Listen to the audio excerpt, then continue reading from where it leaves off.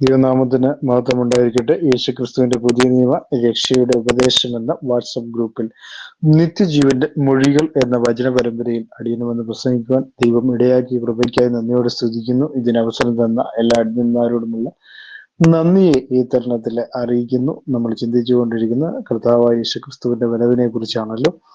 നമ്മൾ അത് ഇന്ന് കഴിഞ്ഞ ദിവസങ്ങളിൽ യോഹന്നാന്റെ പുസ്തകത്തിൽ നിന്നും 1-ാം അധ്യായത്തിൽ നമ്മൾ ചിന്തിച്ചു.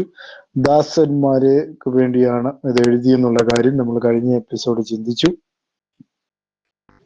അതിന്റെ വെളിപ്പാട് പുസ്തകം 1-ാം അധ്യായം 4-ാം വാക്യത്തിൽ നമ്മൾ വായിക്കുന്നു, യോഹന്നാൻ ആസിയയിലെ 7 സഭകൾക്ക് എഴുതുന്നു, ഇരിക്കുന്നവനും ഇരുന്നവനും വരുവാനിരിക്കുന്നവനിൽ നിന്നും അവന്റെ സിംഹാസനം മുമ്പിലുള്ള 7 ആത്മാക്കളുടെ പക്കൽ നിന്നും. അപ്പൊ ഇരിക്കുന്നവനും ഇരുന്നവനും വരുവാനിരിക്കുന്നവനിൽ നിന്നും അവന്റെ സിംഹാസനമുള്ള 7 ആത്മാക്കളുടെ പക്കൽ നിന്നും. അപ്പൊ അവിടെ 2-3 കാര്യങ്ങൾ അവിടെ പറയുന്നു. ഇരിക്കുന്നവനാണ്, ഇരുന്നവനാണ്, വരുന്നവനുമായെങ്കിൽ നിന്ന്. അപ്പം ഇരുന്നവൻ എന്ന് പറയുന്നു, അല്ലെ, ഇരിക്കുന്നവൻ. അപ്പൊ ഇരിക്കുക എന്ന് പറയുമ്പോൾ ഒരു അസ്തിത്വത്തെയാണ് കാണിക്കുന്നത്, അല്ലെ, പൂർവ്വ അസ്തിത്വത്തെയാണ് അത് കാണിക്കുന്നത്. അപ്പൊ ദൈവത്തെ കുറിച്ച് നമ്മൾ ചിന്തിക്കുമ്പോൾ ദൈവം ഏകനാണ്. ആ ദൈവം ഇരിക്കുന്നവനും ഇരുന്നവനും വരുവാനിരിക്കുന്നവനുമായ ദൈവം, അല്ലെ, അത് മനുഷ്യനായിട്ട് വെളിപ്പെട്ട യേശുക്രിസ്തു ഏക സത്യ ദൈവമേ നമുക്കുള്ളൂ. ദൈവം ഏകനെന്ന്, അല്ലെ, നമ്മൾ ആർക്കും വിശ്വസിക്കാൻ പറ്റാത്ത ഒരു കാര്യമാണ്. എല്ലാവരും വിചാരിക്കുന്നത് ദൈവം എന്ന് പറയുന്ന സമത്വമുള്ള 3 വ്യക്തികളാണ്. അതായത് ദൈവം ഏകൻ എന്നാണ് ദൈവവചനം പഠിപ്പിക്കുന്നത്. ഒൺലി ഗോഡ് എന്നതാണ് നമ്മൾ ദൈവവചനത്തിൽ നമുക്ക് കാണാൻ കഴിയുന്നത്. അതായത് ദൈവം ഏകനാണ് എന്നത് കേവലം ഒരറിവല്ല, അതൊരു പരിജ്ഞാനവും പ്രാർത്ഥനയും എന്നുള്ളതാണ് നമ്മൾ മനസ്സിലാക്കേണ്ട ഏറ്റവും വലിയൊരു കാര്യം എന്ന് പറയുന്നത്.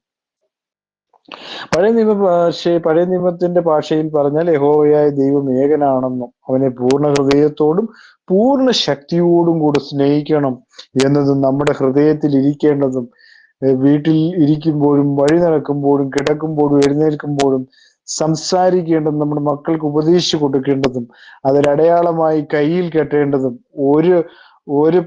ഒരു പട്ടമായി നെറ്റിയിൽ അണിയേണ്ടതും, വീടിന്റെ കട്ടിലിന്മേലും പടിവാതിലുകളിലും എഴുതി വെക്കേണ്ടതുമാണ്. ആവർത്തന പുസ്തകം 6-ാം അധ്യായം 4 മുതൽ 9 വരെയുള്ള വാക്യങ്ങൾ. എന്നാൽ ദൈവ സമത്വമുള്ള 3 പേരാണെന്ന് ട്രിനിറ്റി നമ്മളോട് പറഞ്ഞ് പഠിപ്പിക്കുകയാണ്. തൃത്വക്കാര് പറഞ്ഞ് പഠിപ്പിക്കുകയാണ്.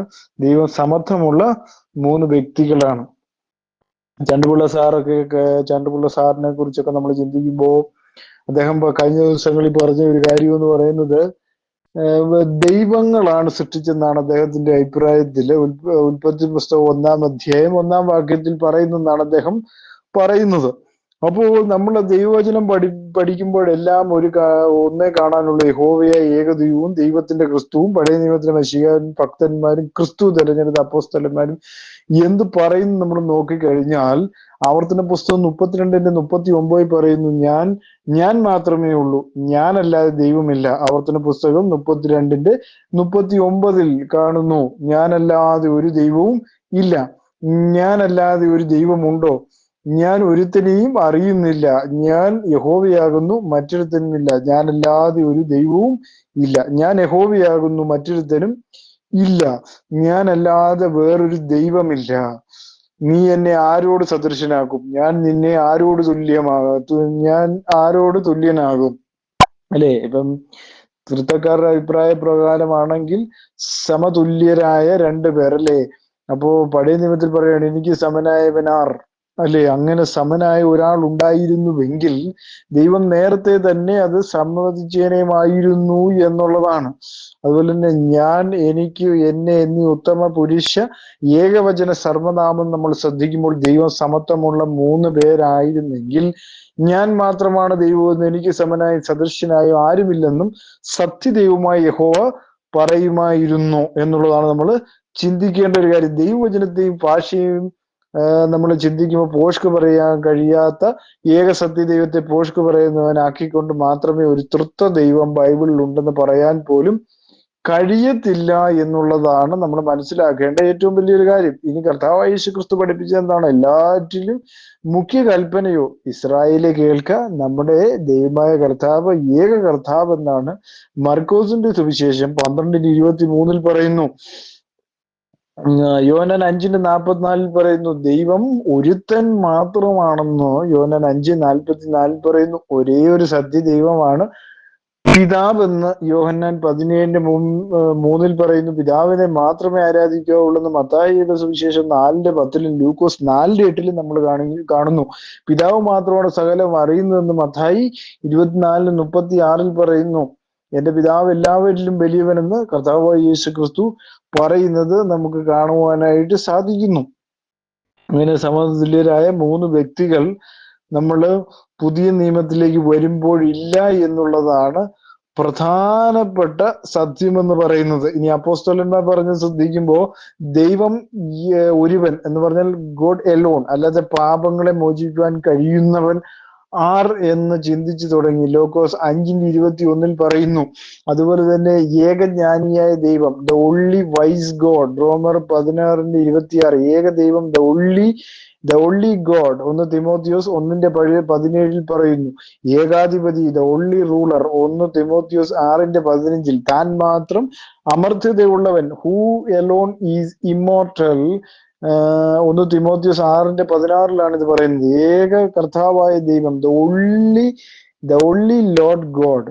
യൂദ 1:4 രക്ഷിതാവായ ദൈവം, the only God our saviour. യൂദ 1:25 പറയുന്നു ദൈവം ഒരുവൻ, ദ ഗോഡ് എലോൺ. മാർക്കോസ് 2:7 ദൈവം ഒരുവൻ, ദ ഗോഡ് എലോൺ. മാർക്കോസ് 10:18 ദൈവം ഒരുവൻ, ദ ഗോഡ് എലോൺ. ലൂക്കോസ് 18:19 ഏക ദൈവമല്ലാതെ ദൈവമില്ല, there is no God but one.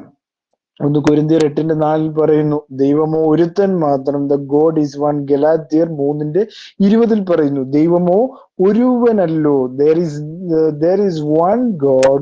1 Timotheos 2:5 പറയുന്നു പിതാവായ ഏക ദൈവമേ നമുക്കുള്ളൂ. 1 കൊരിന്ത്യർ 8:6 നമുക്ക് കാണാൻ കഴിയുന്നു. അപ്പോൾ അപ്പോസ്തലന്മാർ പറഞ്ഞതും വെച്ച് നോക്കുമ്പോൾ നമുക്ക് എന്താണ് മനസ്സിലാക്കാൻ കഴിയുന്നത്? 3 വ്യക്തികളില്ല. തൃത്വക്കാര് പറയുന്നത് പോലെ 3 വ്യക്തികളില്ല. തൃത്വക്കാർ കാലാകാലമായി ജനത്തെ പറ്റിച്ചുകൊണ്ടിരിക്കുകയാണ്. എബ്രായ അറിയത്തില്ലാത്ത, ഗ്രീക്ക് അറിയത്തില്ലാത്തത് കൊണ്ട് ആളുകളെ എന്ത് ചെയ്തതിന് പറഞ്ഞ് പറ്റിച്ചുകൊണ്ടിരിക്കുന്ന ഒരു കാലഘട്ടത്തിലാണ് നമ്മൾ ജീവിക്കുന്നത്. ആകയാൽ മീതെ സ്വർഗത്തിലും താഴെ ഭൂമിയിലും യഹോവ തന്നെ ദൈവം, മറ്റൊരുത്തനുമല്ല എന്ന് നീ അറിഞ്ഞ് മനസ്സിൽ വെച്ചു കൊള്ളുക എന്ന് അവിടെ പറയുന്നത് നമുക്ക് കാണാൻ കഴിയുന്നുണ്ട്. അപ്പൊ എന്താണ് നമ്മൾ മനസ്സിലാക്കണം? കർത്താവായ യേശു ക്രിസ്തു ഭൂമിയിലേക്ക് വന്നപ്പോൾ രണ്ടാമത്തെ ദൈവം വന്നു, അല്ലെങ്കിൽ രണ്ടാമത്തെ വ്യക്തി വന്നു എന്നാണ് ഈ തൃത്വക്കാരെല്ലാം എന്ത് ചെയ്ത് വെച്ചിരിക്കുന്നത്, വിശ്വസിച്ചിരിക്കുന്നത് എന്നുള്ളതാണ് നമുക്ക് മനസ്സിലാക്കുവാനായിട്ട് സാധിക്കുന്ന ഒരു കാര്യം എന്ന് പറയുന്നു. അപ്പൊ ദൈവത്തിന് എന്തുണ്ട്? അസ്തിത്വമുണ്ട്. അവൻ പിതാവ് എന്ന അസ്തിത്വമുണ്ട്, അല്ലേ? കാരണം അബ്രഹാമിന് മുമ്പേ ഞാൻ ഉണ്ട് എന്ന് യേശുക്രിസ്തു സമർത്ഥിക്കുന്നതിന് കാരണം എന്താണ്? രണ്ടാമത്തെ വ്യക്തി ആയതുകൊണ്ടാണോ? ഒരിക്കലുമല്ല. മനസ്സിലാക്കേണ്ട ഏറ്റവും വലിയൊരു കാര്യം അവിടെയാണ്, അല്ലേ? അപ്പോ നമ്മൾ മനസ്സിലാക്കണം, ഞാൻ വെളിപ്പാട് പുസ്തകം 5-ാം അധ്യായം 6-ാം വാക്യത്തിൽ വായിക്കുമ്പോൾ ഞാൻ സിംഹാസനം 4 ജീവികളുടെ നടുവിലും മൂപ്പന്മാരുടെ മധ്യത്തിൽ ഒരു കുഞ്ഞാട് ഇറക്കപ്പെട്ട പോലെ നിൽക്കുന്നത് കണ്ടു. അതിന് 7 കൊമ്പും സർവ്വഭൂമിയിലേക്ക് അയച്ചിരിക്കുന്ന 7 ദൈവാത്മാക്കൾ ആ 7 കണ്ണുമുണ്ട് എന്നാണ് വെളിപ്പാട് പുസ്തകം 5:6 പറയുന്നത്. ഇത് ലോകത്തിന്റെ പാപം ചുമക്കുന്ന ദൈവത്തിന്റെ കുഞ്ഞാട് എന്ന് യേശു പറഞ്ഞിരിക്കുന്ന യഥാർത്ഥത്തിൽ യേശുവിനെയാണ് യോഹന്നാൻ സ്വർഗത്തിൽ കണ്ടെന്ന് കരുതുന്നവരുണ്ട് എന്നുള്ളതാണ് നമ്മൾ മനസ്സിലാക്കേണ്ട കാര്യം. അവൻ കണ്ടത് 7 കൊമ്പും 7 കണ്ണുകളുള്ള ഒരു യഥാർത്ഥ കുഞ്ഞാടിനെയാണ് എന്ന് നമ്മൾ പറയുമ്പോഴത്തേക്കും എല്ലാവരും വിചാരിക്കുന്ന തന്നെ ഒരു കുഞ്ഞാടിനെ കണ്ടു എന്നാണ്. അപ്പോ ദൈവം കുഞ്ഞാടാണോ? അല്ല. ദൈവം മനുഷ്യനായി വെളിപ്പെടുകയായിരുന്നു. പാപങ്ങളുടെ പരിഹാരത്തിനായിട്ട് വെളിപ്പെടുകയായിരുന്നു. ദൂതന്മാരെക്കാട്ടിലും താഴ്ചയുള്ള മനുഷ്യനായിട്ട് വെളിപ്പെടുകയായിരുന്നു. അതാണ് നമ്മൾ മനസ്സിലാക്കേണ്ട ഏറ്റവും വലിയൊരു സത്യമെന്ന് പറയുന്നത്. അതെ. അപ്പോ നമ്മൾ മനസ്സിലാക്കണം ക്രിസ്തുവിന്റെ പൂർവ അസ്തിത്വം എന്തായിരുന്നു, അല്ലെ? അതായത് നമ്മൾ മനസ്സിലാക്കുമ്പോൾ ദൈവത്തിന്റെ ജഡത്തിലുള്ള വെളിപ്പാടാണ്. 1 തിമോഥെയോസ് 3:16 പറയുന്നു, അവൻ ജഡത്തിൽ വെളിപ്പെട്ടു എന്ന്. ദൈവഭക്തിയുടെ മർമ്മം, അവനെന്ന പ്രഥമ പുരുഷ സർവനാമം മാറ്റിയിട്ട് തൽസ്ഥാനത്ത് നാമം ചേർത്ത ജീവനുള്ള ദൈവം ജഡത്തിൽ വെളിപ്പെട്ടു. The God living God manifested in the flush എന്ന് കിട്ടും. ക്രിസ്തുവിന്റെ പ്രകൃതി എന്താന്ന് ചോദിച്ചാൽ ദൂതന്മാരെക്കാൾ അല്പം ഒരു താഴ്ച വന്ന ദേഹവും ദേഹിയും ആത്മാവുമുള്ള പാപരഹിതനായ പൂർണ്ണ മനുഷ്യൻ. അതായത് എന്നാൽ മനുഷ്യനായ ക്രിസ്തേശു ജീവനുള്ള ദൈവം യഹോവയുടെ ജലത്തിലെ വെളിപ്പാടാകിയാൽ പൂർവാസ്തികത്തിലും സുവിശേഷ ചരിത്രത്തിലും വഴിയ നിത്യ അസ്തിത്വത്തിലും യഹോവയായ ഏക ദൈവം തന്നെയാണ് എന്നുള്ള കാര്യം വളരെ വ്യക്തമാണ്. കാരണം ഞാൻ വന്ന് നിങ്ങളെ രക്ഷിക്കുമെന്ന് പറഞ്ഞാൽ അവൻ മനുഷ്യനായിട്ട് വെളിപ്പെടുമെന്നാണ് അതിന്റെ അർത്ഥം എന്ന് പറയുന്നത്, അല്ലെ? അതാണ് ഇരിക്കുന്നവനാണ്, ഇരുന്നവനാണ്, അല്ലെ? നിത്യമായ ഒരു അസ്തിത്വത്തെയാണ് ഇത് കാണിക്കുന്നത്, അല്ലെ? ഇരിക്കുന്നവനാണ്, അവൻ ഇരുന്നവനാണ്, വരുവാനിരിക്കുന്നവനായ സിംഹാസനത്തിന് മുമ്പിൽ 7 ആത്മാക്കളുടെ പകൽ നിന്ന് വിശ്വസ്ത സാക്ഷിയും മരിച്ചവരുന്ന ആദ്യജാതനും ഭൂരാജാക്കന്മാർക്ക് അധിപതിയുമായ ക്രിസ്തേശുവിൽ നിന്ന് നിങ്ങൾക്ക് കൃപയും സമാധാനവും ഉണ്ടാകട്ടെ. നമ്മെ സ്നേഹിക്കുന്നവനും നമ്മുടെ പാപം പോക്കി നമ്മെ തന്റെ രക്തത്താൽ വെടിവെച്ച് തന്റെ പിതാവായ ദൈവത്തിന് നമ്മെ രാജ്യവും പുരോഹിതന്മാരുമാക്കി തീർത്തവൻ എന്നേക്കും മഹത്വവും ബലവും ആമീൻ എന്നാണ് അവിടെ പറഞ്ഞിരിക്കുന്നത്. അപ്പം തന്റെ പിതാവായ ദൈവത്തിന് നമ്മെ രാജ്യവും പുരോഹിതനുമാക്കി തീർത്തിരിക്കുന്നു എന്നാണ് അവിടെ നമ്മൾ വായിക്കുന്നത്. അപ്പോ കാരണം ഇവിടെ നമ്മൾ മനസ്സിലാക്കണം, ഇവിടെ പിതാവെന്ന് പറയുന്നത് പിതാവായ ദൈവം നമ്മുടെ രാജ്യവും പുരോഹിതന്മാരുമാക്കി തീർത്തു എന്ന് അവിടെ പറയുന്നു. അപ്പൊ എല്ലാവരും, ഞാനിപ്പോ ആദ്യം തന്നെ പറഞ്ഞു, എന്താണ്? ദൈവത്തിന്റെ ജഡത്തിലുള്ള വെളിപ്പാടാണ് ക്രിസ്തു, അല്ലെ? ദൈവത്തിന്റെ ജഡത്തിലുള്ള, അതായത് നമ്മൾ അത് വായിക്കുമ്പോൾ തന്നെ എന്താണ്? യഹോവയായ ദൈവം ആരാണ്? ഏകനാണ്. 1 തിമോഥെയോസ് 3:14 മുതൽ 16 വരെയുള്ള വാക്യങ്ങളിലും യിരെമ്യാവ് 10:10 യെശയ്യാവ് 25:8 അതാണ് ദൈവഭക്തിയുടെ മർമ്മം. അതായത് പിതാവ് പുത്രനും എന്ന ദൈവീക മർമ്മം. അതായത് ദൈവം പിതാവായി നിൽക്കുന്നത് എന്തുകൊണ്ടാണ്? സർവ്വ ജഡങ്ങളുടെ ഉടയവനായതുകൊണ്ടാണ് അവനെ പിതാവെന്ന് വിളിക്കുന്നത്. പുത്രൻ എന്ന് വിളിക്കുന്നത് എന്തുകൊണ്ടാണ്? സകല ജഡങ്ങളുടെ വീണ്ടെടുപ്പുമായി ബന്ധപ്പെട്ടാണ് അവനെ പുത്രൻ എന്ന് വിളിച്ചിരിക്കുന്നത്. അപ്പൊ ദൈവം എന്താണ്? ലോക സൃഷ്ടിക്ക് മുമ്പ് മുൻ നിയമിച്ചതും മറിഞ്ഞിരിക്കുന്നതുമായി ഈ മർമ്മം ലോകത്തിന്റെ പ്രഭുക്കന്മാരായ ഈ യഹൂദന്മാർ അറിഞ്ഞായിരുന്നുവെങ്കിൽ അവർ ഈ തേജസ്സിന്റെ കർത്താവിനെ ക്രൂശിക്കുകയില്ല എന്ന് അവിടെ നമുക്ക് കാണാൻ കഴിയുന്നു. 1 കൊരിന്ത്യർ 2-ാം അധ്യായം 7 മുതൽ 8 വരെയുള്ള വാക്യങ്ങൾ നമ്മൾ കാണുന്നു. പ്രവൃത്തികൾ 2:23 യഹോവയും അവന്റെ ജഡത്തിലെ വെളിപ്പാടായ ക്രിസ്തുവും നിത്യമായ അസ്തിത്വത്തിൽ എന്താണ്? ഒന്ന് തന്നെയാണ്. നമ്മൾ മനസ്സിലാക്കണം, ഞാൻ തന്നെ. അപ്പൊ നിത്യമായ അസ്തിത്വത്തിൽ അവ ഒന്ന് തന്നെയാണ്. കാരണം അവൻ ദൈവം ആരും എന്ത് ചെയ്തില്ല? ഒരു നാളും കണ്ടിട്ടില്ല എന്നുള്ളതാണ് അതിനകത്ത് സത്യം എന്ന് പറയുന്നത്. യഹോവയും അവന്റെ ജഡത്തിലെ വെളിപ്പാടായ ക്രിസ്തു നിത്യ അസ്തിത്വത്തിൽ ഒന്ന് തന്നെയാണ്. അതുകൊണ്ടാണ് പറയുന്നത് അബ്രഹാമിന് മുമ്പേ ഞാനുണ്ട്. കാരണം എന്താണ്? ഇവൻ അബ്രഹാമിന് പിതാവായ ദൈവമാണ്. അതാണ് മനസ്സിലാക്കേണ്ട ഏറ്റവും വലിയൊരു കാര്യം എന്ന് പറയുന്നത്, അല്ലെ? അബ്രഹാമിന് മുമ്പേ ഞാനുണ്ട്, അല്ലെ? കർത്താവായ യേശു ക്രിസ്തു കേവലം ഒരു മനുഷ്യനായിരുന്നെങ്കിൽ അബ്രഹാമിനെ അറിയത്തില്ല. അബ്രഹാം ഉണ്ടെന്ന് പോലും അവനറിയാൻ കഴിയുകയില്ല. അവൻ പറഞ്ഞു, ഞാൻ അബ്രഹാമിന് മുമ്പേ ഉണ്ട് എന്ന് അവിടെ പറയുമ്പോൾ തന്നെ ദൈവത്തിന്റെ ജഡത്തിലുള്ള വെളിപ്പാടായ ക്രിസ്തുവിനെ കാണിക്കുന്നു എന്നുള്ളതാണ്. യഹോവ അവന്റെ ജഡത്തിലെ വെളിപ്പാടായ ക്രിസ്തുവും നിത്യ അസ്തിത്വത്തിൽ എന്താണെന്നാണ് ഞാൻ പറഞ്ഞു, ഒന്ന് തന്നെയാണ്. ഞാൻ തന്നെ അവൻ, അഥവാ ഈഗോ എയ്മി എന്നും യോഹന്നാൻ 8:24 യോഹന്നാൻ 8:28 അബ്രഹാം ജനിച്ചതിന് മുമ്പ് തന്നെ ഏഗോ എയ്മി ആണെന്നും, അതുപോലെ തന്നെ യോഹന്നാൻ 8:52 ഞാൻ പിതാവ് ഒന്നാകുന്നു എന്നും, യോഹന്നാൻ 10:30 പറയുന്നു എന്നെ കണ്ടവൻ പിതാവിനെ കണ്ടിരിക്കുന്നു എന്നൊക്കെ കർത്താവ് പറയുന്നത് പീലിപ്പോസിന്റെ ആവശ്യം എന്താണ്? കർത്താവെ, പിതാവിനെ ഞങ്ങൾക്ക് കാണിച്ചു തരണമെന്ന് പറയുന്നു. യോഹന്നാൻ 14:8 നമ്മൾ കാണുന്നു.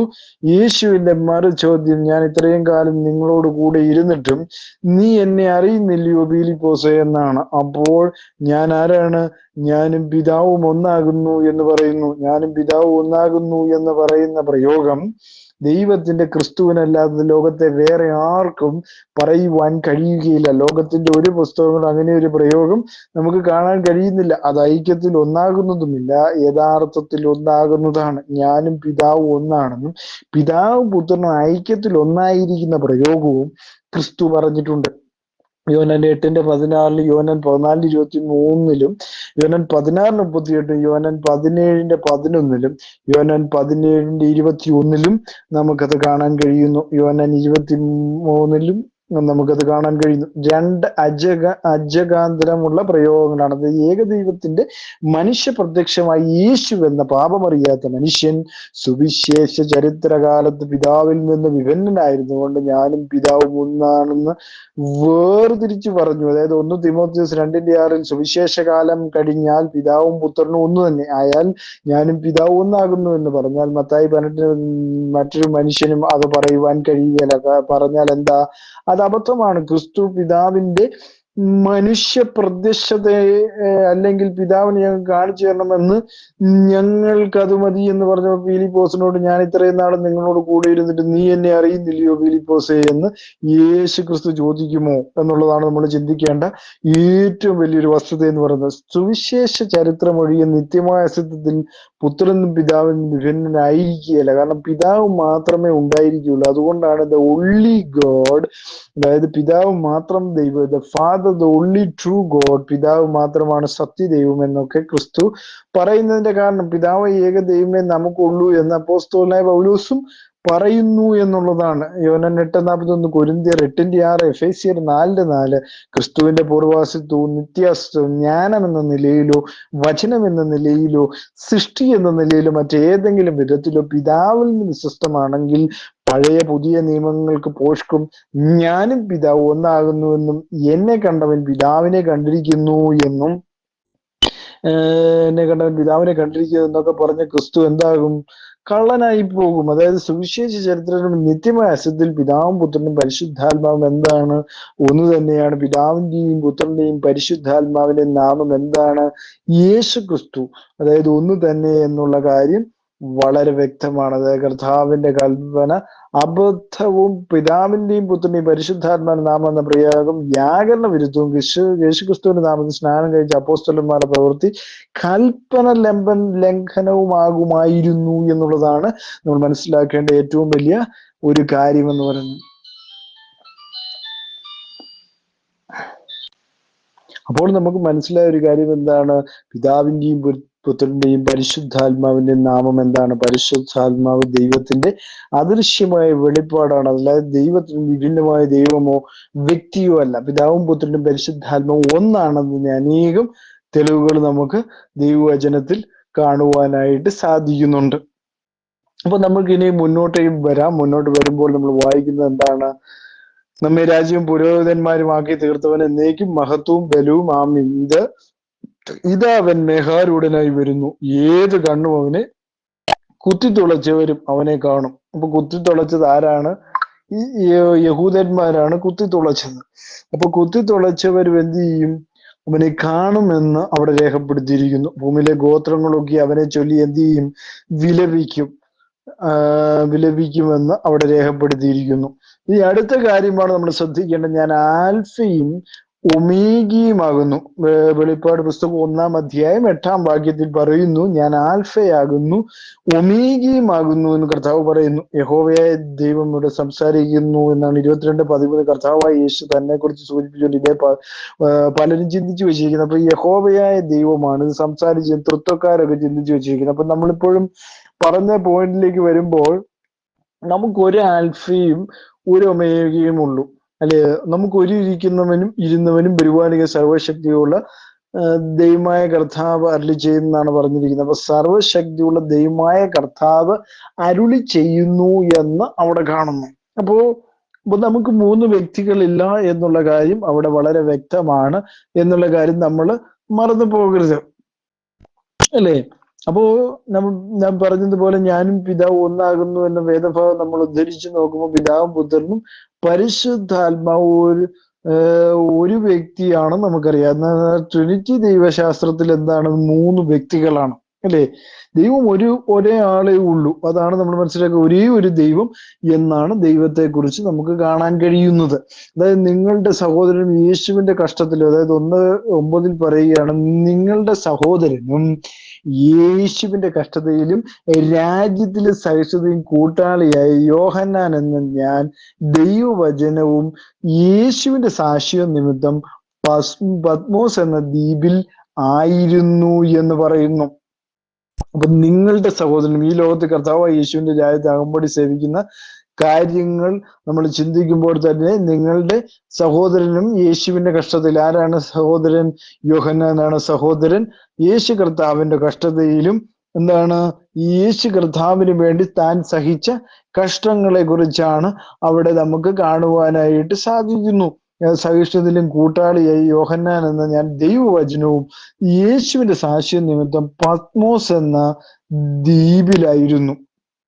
പത്മോസ് എന്ന് പറയുമ്പോൾ ഇന്നത്തെ തുർക്കിയുടെ ഏതാണ്ട് തീരത്ത് എന്ന് പറയുമ്പോൾ തീരത്തോടടുത്ത് ഒരു ചെറിയ ദ്വീപാണ്. അതായത് എഫസോസിന് ഏകദേശം 80 കിലോമീറ്റർ, അതായത് തെക്ക് പടിഞ്ഞാറായിട്ടാണ് ഇത് സ്ഥിതി ചെയ്യുന്നത്. അതായത് ദൈവവചനവും ക്രിസ്തുവിന്റെ സുവിശേഷം പ്രസംഗിച്ചതിന് റോമൻ ഭരണാധികാരികൾ അദ്ദേഹത്തെ എന്ത് ചെയ്തു?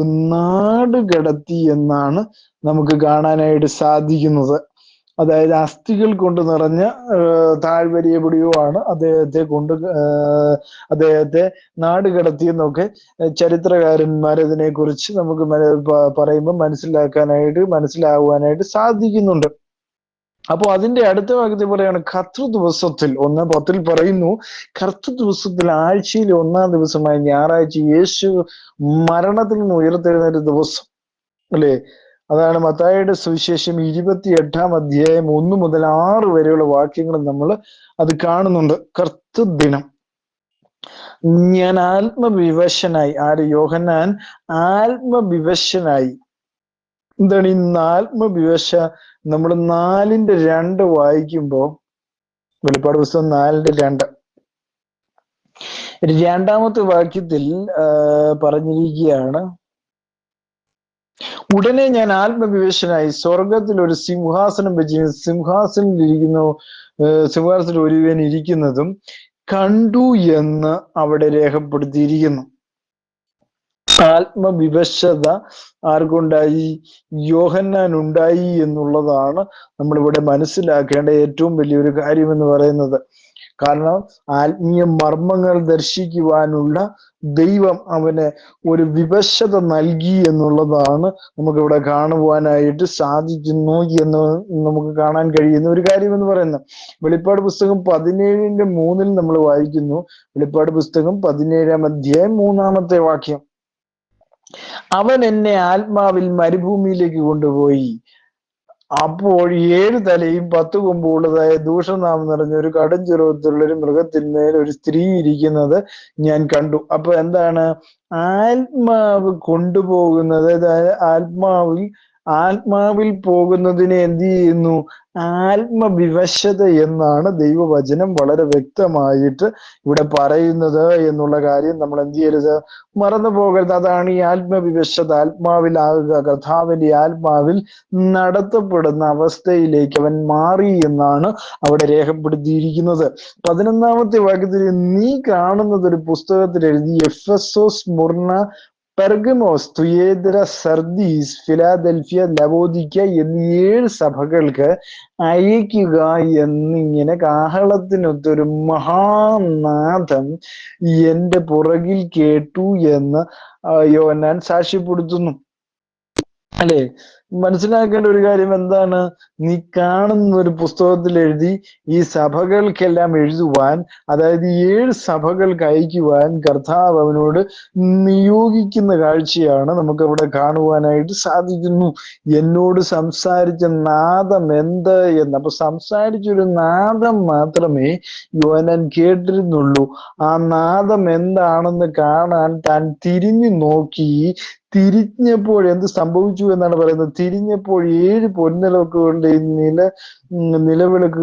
നിലവിളക്കുകളുടെ നടുവിൽ നീല അങ്കി ധരിച്ച് മാറത്ത് പൊൻകച്ച കെട്ടിയവനായി മനുഷ്യപുത്രനോട് സദൃശ്യനായവനെയും കണ്ടു എന്ന് അവിടെ രേഖപ്പെടുത്തിയിരിക്കുന്നു. അല്ലെ, മനുഷ്യപുത്രനോട് സാദൃശ്യമായവനെ കണ്ടു എന്നാണ് അവിടെ രേഖപ്പെടുത്തിയെന്ന് പറഞ്ഞ് മനുഷ്യപുത്രനല്ല, മനുഷ്യപുത്രൻ സാദൃശ്യനായവനെ കണ്ടു എന്നുള്ളതാണ് അവിടെ മനസ്സിലാക്കേണ്ട ഏറ്റവും വലിയൊരു കാര്യം എന്ന് പറയുന്നത്. 7 സഭകളുടെ അനുയോജ്യമായ ഒരു പ്രതിരൂപം എന്ന് പറയും. പ്രതിരൂപം അല്ലെങ്കിൽ മെഴുകുതിരി കാലുകൾ എന്നതാണ് നമ്മൾ ഗ്രീക്ക് പദത്തിൽ കൂടുതൽ കൃത്യമായ പരിഭാഷയിൽ നിലവിളക്കിനെ കുറിച്ച് പറയുന്നു എന്നുള്ളതാണ്. അതായത് പൊൻകച്ച കെട്ടിയവനായി മനുഷ്യപുത്രനോട് സാദൃശ്യനായവനെയും കണ്ടു എന്നുള്ളതാണ്. അപ്പൊ ദൈവം മനുഷ്യനായിട്ട് ആ സാദൃശ്യത്തിൽ വന്ന് നിൽക്കുന്നു എന്നുള്ളതാണ്. കാരണം ഇവന് മനസ്സിലാവണമല്ലോ. കാരണം ദൈവം അവൻ യഥാർത്ഥ രൂപത്തിൽ വന്നിരുന്നെങ്കിൽ യോഹന്നാന് മനസ്സിലാവുകയില്ല. കാരണം യോഹന്നാന്റെ കൂടെ കർത്താവ് യോഹന്നാനും ശിഷ്യന്മാരും എല്ലാം നടക്കുമ്പോൾ എങ്ങനെയാണ് അവൻ മനുഷ്യപുത്രനായിട്ടായിരുന്നു നടന്നത്. അപ്പൊ അവന് മനസ്സിലാകണമെങ്കിൽ എന്ത് ചെയ്യണം? ആ മനുഷ്യപുത്രന് സാദൃശ്യമായ രൂപം കാണണം.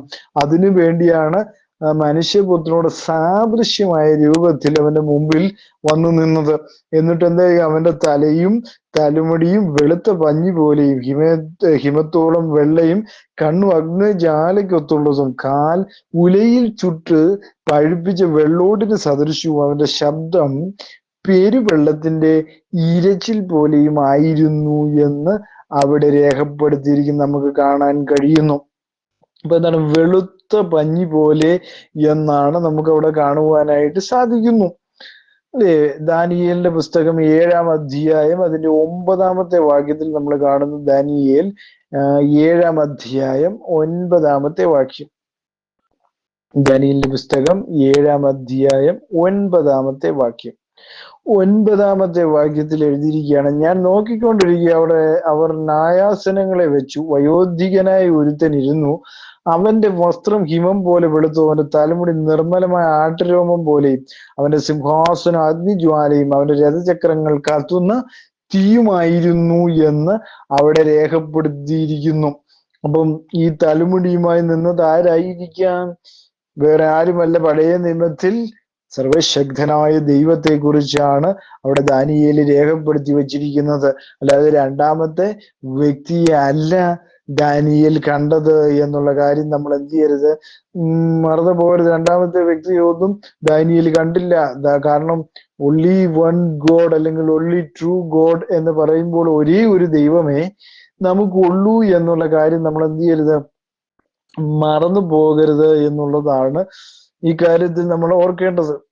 അല്ലേ? അപ്പോ എന്താണ്,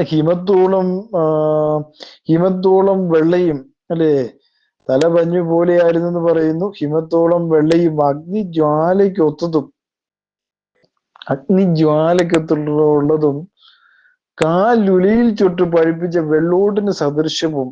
അപ്പം അവൻ ദൈവത്തെ കാണുകയാണ്. ദൈവത്തെ കാണുമ്പോൾ തന്നെ അവൻ വർണ്ണിക്കുകയാണ്. അവന്റെ കണ്ണുകളിൽ നിന്ന് അവനെ കുറിച്ചുള്ള പല കാര്യങ്ങൾ നമുക്കറിയാൻ സാധിക്കുന്നു, അല്ലെങ്കിൽ വിശ്വസിക്കപ്പെടുന്നു. അതായത് കർത്താവായ യേശുക്രിസ്തുവിന്റെ ജ്വലിക്കുന്ന സ്വഭാവവും വിശുദ്ധിയും മനുഷ്യരുടെ സകല രഹസ്യങ്ങളും തിരിച്ചറിയാനുള്ള കഴിവിനെയാണ് അത് സൂചിപ്പിക്കുന്നുള്ളതാണ്. അപ്പം ദൈവത്തെ അവൻ കാണുകയാണ്. ദൈവത്തിന്റെ യഥാർത്ഥ രൂപം അവൻ ശ്രദ്ധിക്കുകയാണ്. അല്ലാതെ രണ്ടാമത്തെ വ്യക്തിത്വത്തെയാണോ ഇവിടെ നമുക്ക് കാണാൻ കഴിയുന്നത്? അല്ല. കാരണം എന്താണ്, പഠിപ്പിച്ച വെള്ളോട്ടിന് സദൃശ്യമാണ്, ഉലയിൽ ചുട്ട് വെള്ളൂട്ടിന് സദൃശമായ കാലുകൾ. ദാനിയേലിന്റെ പുസ്തകം 10-ാം അധ്യായം 6-ാം വാക്യം നമ്മൾ വായിക്കണം. ദാനിയേലിന്റെ പുസ്തകം 10-ാം അധ്യായം അതിന്റെ 6-ാമത്തെ വാക്യം. 6-ാമത്തെ വാക്യത്തിൽ രേഖപ്പെടുത്തിയിരിക്കുന്നത് ഇങ്ങനെയാണ്. 6-ാമത്തെ വാക്യത്തിൽ അവന്റെ ദേഹം ഗോമേതകം പോലെയും മുഖം മിന്നൽ പ്രകാശം പോലെയും കണ്ണ് തീപ്പന്തം പോലെയും ഭുജങ്ങളും കാലുകളും മിനുക്കിയ താമരത്തിന്റെ വർണ്ണം പോലെയും അവന്റെ വാക്കുകളുടെ ശബ്ദം ഒരു പുരുഷാരത്തിന്റെ ആരവം പോലെയും ആയിരുന്നു എന്ന് നമുക്ക് കാണുവാനായിട്ട് സാധിക്കുന്നു. അപ്പം അവിടെ ദാനിയേൽ വർണ്ണിച്ചതിന്റെ ബാക്കി പത്രമാണ് ഇവിടെ നമുക്ക് കാണുവാനായിട്ട് സാധിക്കുന്നു. ദൈവത്തെ കുറിച്ച് നമുക്ക് കാണുവാനായിട്ട് സാധിക്കുന്നു. അവന്റെ ശബ്ദം എങ്ങനെയായിരുന്നു? പെരുവെള്ളത്തിന്റെ ഇരച്ചിൽ പോലെ ആയിരുന്നു എന്നാണ് നമുക്ക് വായിക്കാൻ കഴിയുന്നു. എസെക്കിയേലിന്റെ പുസ്തകം 4:43 നമ്മൾ വായിക്കുന്നു. എസെക്കിയേൽ 43:2 43-ാം അധ്യായം 2-ാം വാക്യത്തിൽ രേഖപ്പെടുത്തിയിരിക്കുന്നു. അപ്പോൾ ഇസ്രായേലിന്റെ ദൈവത്തിന്റെ തേജസ് കിഴക്ക് വഴിയായി വന്നു. അതിന്റെ മുഴക്കം പെരുവെള്ളത്തിന്റെ ഇരച്ചിൽ പോലെയായിരുന്നു. ഭൂമി അവന്റെ തേജസ് കൊണ്ട് പ്രകാശിച്ചു എന്ന് അവിടെ രേഖപ്പെടുത്തിയിരിക്കുന്നു. ആരുടെയാണ്? ഇസ്രായേൽ ദൈവത്തിന്റെ തേജസ് കിഴക്ക് വഴിയായി വന്നു. അവന്റെ മുഴക്കം പെരുവെള്ളത്തിന്റെ ഇരച്ചിൽ പോലെയായിരുന്നു. ഭൂമി അവന്റെ തേജസ് കൊണ്ട് പ്രകാശിച്ചു എന്ന് പറയുന്നപ്പം നമ്മുടെ ദൈവം തേജസ്സിൽ നിറഞ്ഞു നിൽക്കുന്ന ദൈവമാണ് എന്നുള്ള കാര്യം വളരെ വ്യക്തമാണ്, അല്ലേ? അതാണ് അവിടെ പറഞ്ഞിരിക്കുന്ന സത്യം എന്ന് പറയുന്നത്, അല്ലേ? അപ്പോൾ നമ്മൾ മനസ്സിലാക്കണം, ദൈവത്തെ കുറിച്ച് യോഹന്നാൻ വർണ്ണിക്കുകയാണ് അവിടെ, അല്ലേ? മനുഷ്യപുത്രന് സാദൃശ്യരായവനെ കണ്ടു, അവന് മനസ്സിലാകണം, അല്ലേ? അതിനു വേണ്ടിയാണ് മനുഷ്യ സാദൃശ്യത്തിലായിട്ട് വന്നു നിന്നു. അതിനുശേഷം തന്റെ യഥാർത്ഥ രൂപം വെളിപ്പെടുത്തുന്നു എന്നുള്ളതാണ്. എരിച്ചിൽ പോലെയായിരുന്നു. അവന്റെ വലങ്കയിൽ 7 നക്ഷത്രമുണ്ട്. അവന്റെ വായിൽ മൂർച്ചയുള്ള ഇരുവായ തലയുള്ള വാൾ പുറപ്പെടുന്നു എന്നുള്ളതാണ്. അപ്പൊ എന്താണ് ഇവിടെ പറഞ്ഞിരിക്കുന്നത്?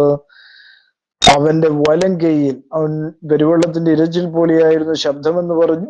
അതിനുശേഷം വലങ്കയിൽ 7 നക്ഷത്രങ്ങളുണ്ട് എന്ന് പറയുന്നു. അപ്പോ 7 നക്ഷത്രമുണ്ടെന്ന് പറഞ്ഞു. അത് 20 വായിക്കുന്നു. 7 നക്ഷത്രങ്ങൾ 7 സഭകളുടെ ദൂതന്മാരാകുന്നു എന്ന് നമുക്ക് 7 നക്ഷത്രത്തിന് മർമ്മം, 7 പൊൻവിളക്കിന്റെ വിവരവും എഴുതുമ്പോൾ 7 നക്ഷത്രം 7 സഭകളുടെ ദൂതന്മാരാകുന്നു എന്ന് അവിടെ രേഖപ്പെടുത്തിയിരിക്കുന്നു. ഈ വചനങ്ങൾ നിങ്ങൾക്ക് അനുഗ്രഹപ്രദമായെങ്കിൽ എല്ലാവരെയും ദൈവം ധാരാളമായി സമൃദ്ധിയായും അനുഗ്രഹിക്കട്ടെ. ആമേൻ.